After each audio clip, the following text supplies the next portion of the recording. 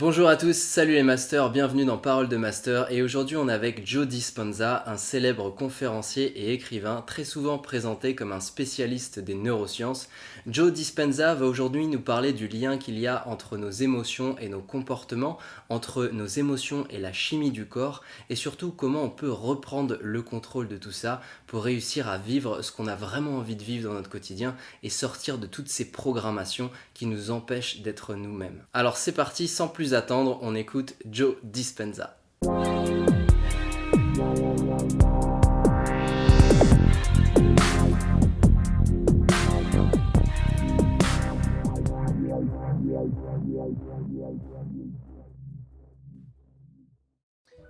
Quand nous réagissons aux conditions de notre vie, il y a un composant émotionnel qui déclenche des phénomènes chimiques dans notre corps, car celui-ci interprète une situation d'urgence. Tous les organismes dans la nature sont conçus pour un stress à court terme. Une gazelle chassée par un lion, 15 minutes après avoir survécu, retourne brouter et tout se rééquilibre dans son corps.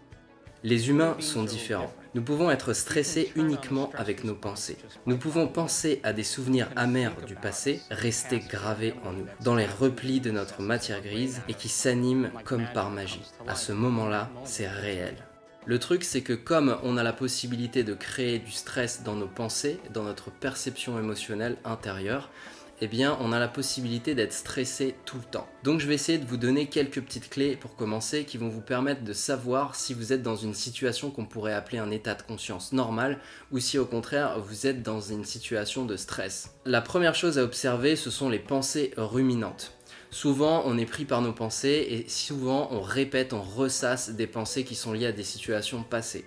La première chose que vous devez donc scanner, c'est voir un petit peu l'état de vos pensées. Est-ce qu'on est en train de ruminer quelque chose de passé ou est-ce qu'on est réellement dans le présent ? La deuxième chose, ce sont les tensions dans le corps. Lorsqu'on est stressé, le système nerveux est très actif. Donc même si on est dans un état calme où on n'est pas amené à faire physiquement beaucoup de mouvements, eh bien on peut sentir cette tension dans le système nerveux. Il suffit simplement d'observer, vous allez avoir comme des espèces de sensations à l'intérieur qui vous tendent à bouger, qui vous stimulent de l'intérieur. Même si vous êtes calme, vous sentez cette tension. Ensuite, il y a la respiration. Une respiration courte est le symptôme d'une situation stressante. Si tout au long de la journée, vous êtes en train de respirer court, c'est-à-dire avec une expiration très courte, du genre...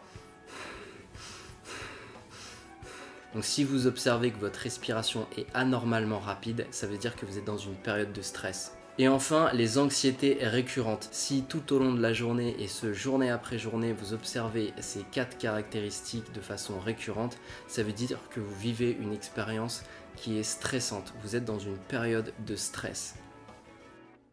Le corps constitue l'esprit inconscient. Il ignore la différence entre une expérience de vie réelle qui crée une réaction émotionnelle et une émotion fabriquée par nos pensées. Le corps pense être dans les conditions qui ont créé cette émotion.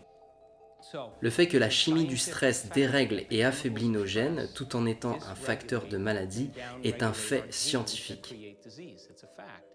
Si on peut déclencher le stress juste par nos pensées et que ces substances chimiques nous rendent malades, alors par définition, nos pensées peuvent nous rendre malades. Dans une autre vidéo qui s'intitule « Comment connecter le cœur et le cerveau », je te parle plus en détail de comment le système combat-fuite s'enclenche dans notre corps. Ça va te permettre de mieux comprendre le stress et de mieux savoir comment gérer ce stress. Parce que les émotions sont un enregistrement du passé, donc si les émotions sont stockées dans le corps, alors le corps vit littéralement dans le passé. Le corps est l'esprit inconscient. Il croit être dans les mêmes environnements et les mêmes conditions 24 heures sur 24, 7 jours sur 7, 365 jours par an. Il vit littéralement dans le passé. Beaucoup d'entre nous se définissent par les expériences passées. Nous nous définissons par ces émotions, mais elles ne sont pas ce que nous sommes. Elles sont simplement des traces du passé. En prenant conscience de cela, on commence à éloigner notre ancien nous, neurologiquement, biologiquement, génétiquement, et nous créons un nouveau nous.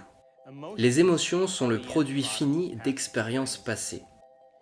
En changeant nos actions, on favorise de nouvelles expériences. Lors d'une nouvelle expérience, nos cinq sens nous relient à la réalité, ce qui rassemble toutes nos données sensorielles.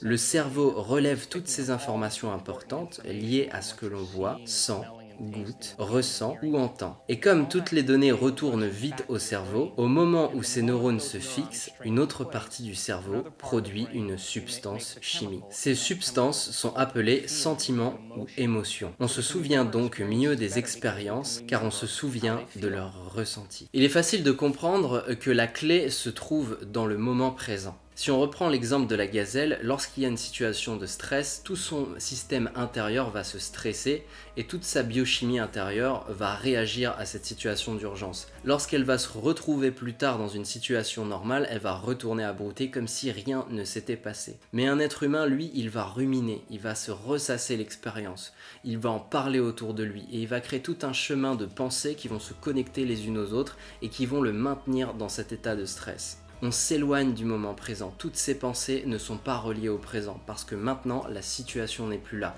Maintenant la situation est terminée et on est revenu à un état de calme. Notre faiblesse, qui est aussi une force puisque nos pensées nous permettent de nous projeter dans l'avenir et de construire des projets concrets, tangibles, qu'une gazelle ne pourrait pas réussir à réaliser, sont aussi une faiblesse puisqu'elles nous maintiennent potentiellement dans des situations que l'on ne veut plus vivre et qui n'ont plus de raison d'exister à l'intérieur de nous. On l'observe aussi chez les enfants en bas âge. Un très jeune enfant, il va passer d'un état de joie à un état de en 2 secondes. Ça va se passer tellement vite. Derrière, il va pas ruminer, il va pas ressasser toutes ses pensées.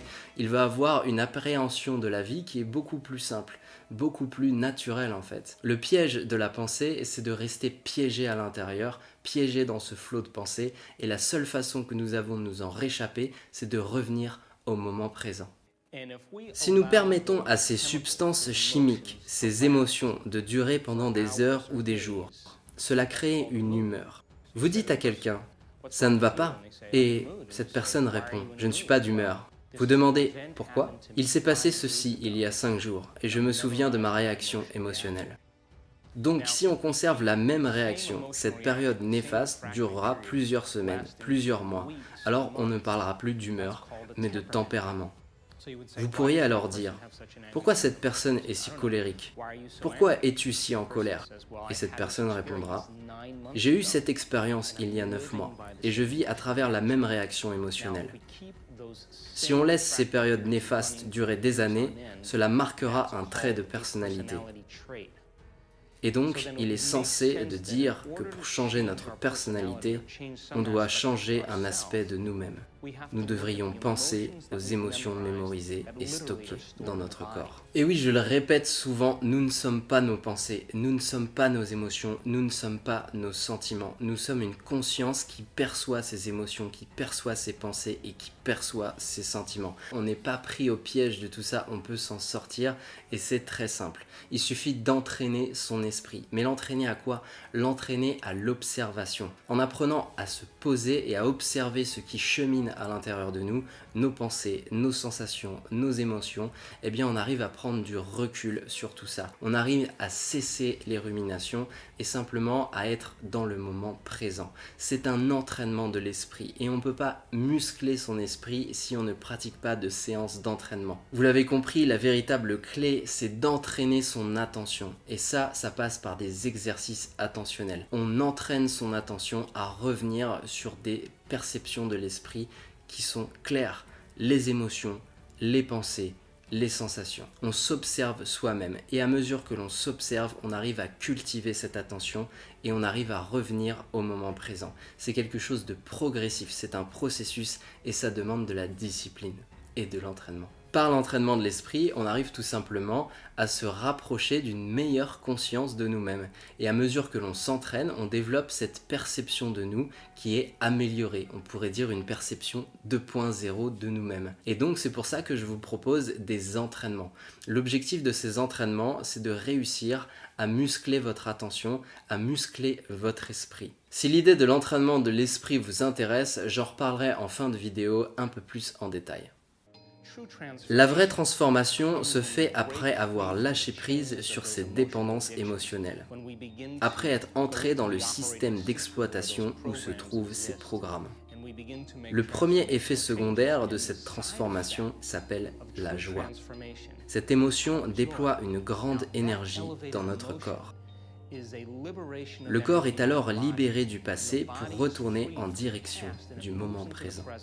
Nous vivons ce deuxième type d'émotion. Nous commençons à sentir la joie, la bienveillance, la gratitude. Là où l'on place son attention, on place son énergie. Quand on décide clairement de créer un futur, un nouveau destin, de concevoir de nouveaux projets passionnants, plus on y accorde d'attention, plus on lui donne de l'énergie. Et plus nous lui donnons de l'énergie, plus nous le faisons vivre. Maîtriser ton attention, c'est maîtriser ton énergie. Si ta boussole est tournée dans le mauvais sens, tu pourras déployer toute l'énergie que tu veux, ton projet ne sera jamais abouti comme il doit être. Si au contraire tu développes ton attention, tu développes ta perception, tu vas être capable de prendre la bonne direction et de mettre ton énergie dans le bon sens. C'est très important d'avoir un bon discernement et on ne peut pas avoir un bon discernement si on n'a pas l'attention qui va avec. Alors comment ça marche? Étape numéro 1, il faut apprendre à s'observer soi-même et c'est là que l'entraînement de l'esprit devient indispensable. Observer pensées, émotions et sensations. L'étape numéro 2, c'est prendre conscience. À mesure que l'on s'observe, on va être capable petit à petit d'améliorer notre perception et de prendre conscience de nos propres schémas intérieurs, ce que Joe Dispenza appelle les programmes.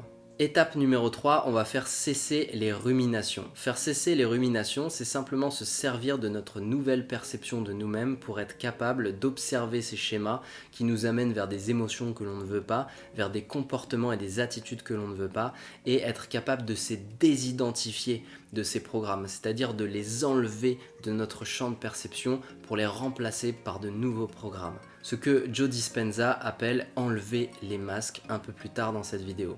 Étape numéro 4, ça va être de réussir à mettre en place de nouveaux programmes. Maintenant que vous avez réussi à enlever tous ces spams, tous ces malwares dans votre système intérieur, vous allez être capable de créer une nouvelle perception.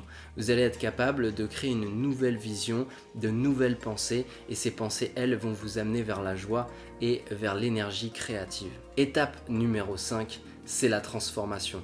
Vous n'êtes plus qui vous étiez avant. Maintenant, vous êtes une nouvelle personne avec de nouvelles pensées, de nouvelles émotions, de nouveaux sentiments, de nouveaux comportements et un nouveau trait de caractère. Je laisse le mot de la fin à Joe Dispenza et nous on se retrouve en fin de vidéo pour parler d'entraînement. Une expérience scientifique a été faite où il s'agissait de filtrer les émotions et les perceptions. Ils ont pris un groupe de personnes cliniquement déprimées et leur ont montré un nombre égal de diapositives de mariage et d'enterrement. Le jour suivant, ils les ont fait revenir au laboratoire et ont demandé ce qui était le plus représenté sur les diapos, le mariage ou l'enterrement. Toutes les personnes déprimées ont répondu qu'il y avait beaucoup plus de diapos d'enterrement. C'est logique car ce que nous voyons reflète nos états émotionnels. Donc si nos émotions colorent notre perception de notre vie quotidienne, quelle part de la réalité nous échappe? Car il y a plus de réalité que nous ne le percevons. Donc en enlevant les masques ou les verres qui nous bloquent notre vraie profondeur, notre vraie grandeur, on commence à voir ce qui a toujours existé mais que notre esprit ne pouvait percevoir car on observait la réalité à travers notre passé. Soudain, c'est comme si on s'élevait pour voir un paysage nouveau. C'est là que nous commençons à choisir différemment, à voir les possibilités et à s'en inspirer. Car maintenant, on regarde le futur au lieu de regarder à travers le filtre du passé. Cessez de regarder la vie à travers le filtre du passé, voilà tout l'enjeu de l'entraînement de l'esprit. Je t'avais dit qu'on se retrouverait en fin de vidéo pour parler d'entraînement, alors on va en parler très brièvement, j'en profite pour te faire une annonce. Il y a quelques mois, j'ai déjà déclaré que j'allais me lancer dans la création d'une plateforme d'entraînement qui avait pour objectif de transformer la méditation en un jeu pour te permettre de cultiver et d'entraîner ton esprit à l'observation de soi pour améliorer ta perception et pour améliorer les différents choix que tu fais dans ton quotidien. Cette plateforme, elle est à son terme, elle va bientôt être mise en ligne Et donc j'en profite pour te faire une annonce. Le premier entraînement s'appellera FlashMed et consiste à t'apprendre la méditation 10 minutes tous les jours. Ça sert à rien de faire de la méditation si tu n'es pas régulier dans ta pratique, il faut l'intégrer dans une routine et il faut intégrer les bonnes bases. Il y a beaucoup de différents types de méditation. Moi, mon objectif à travers cet entraînement, ça va être de donner les bases essentielles. Vraiment, tu vas apprendre uniquement ce qui est vraiment indispensable pour commencer. Donc tu vas connaître à la fin de cette formation toutes les bases essentielles de la pratique de la méditation. À la fin de cette formation, tu sauras quelle posture adopter, tu sauras comment méditer, à quel moment méditer, tu sauras comment intégrer ça dans une routine solide, c'est-à-dire que ça deviendra un ancrage dans ton quotidien. Ta méditation, elle va être présente dans toutes tes journées et ce sans exception grâce à des petites techniques que je vais te donner pour réussir à créer des habitudes qui tiennent sur le long terme. Tu vas aussi être capable de prendre du recul sur tes émotions, sur tes pensées et sur tes sensations. Tous ces exercices attentionnels répétés tous les jours vont te permettre d'avoir dans ton quotidien une pratique d'entraînement de l'esprit et tout ce que je te dis dans toutes mes vidéos t'apparaîtra beaucoup plus clair. Pourquoi ? Parce que tu vas le pratiquer. Tout ce que je dis ne sert absolument à rien si tu ne pratiques pas. Regarder des vidéos ne sert à rien si tu ne pratiques pas et s'intéresser à la spiritualité n'a absolument aucun sens si on ne pratique pas un minimum l'entraînement de l'esprit. Donc voilà, très bientôt tu vas pouvoir accéder à cette formation, tu vas pouvoir accéder à ces entraînements et tu vas pouvoir commencer à muscler ton esprit sur la base, je dis bien la base. Moi je préfère commencer par la base, donc le premier entraînement qui sera mis en ligne, ce sera tous les basiques. Enfin pour conclure, je te rappelle qu'il s'agit d'une annonce et au moment où je poste cette vidéo, cette formation n'est pas encore en ligne, donc je t'invite à t'inscrire au mail.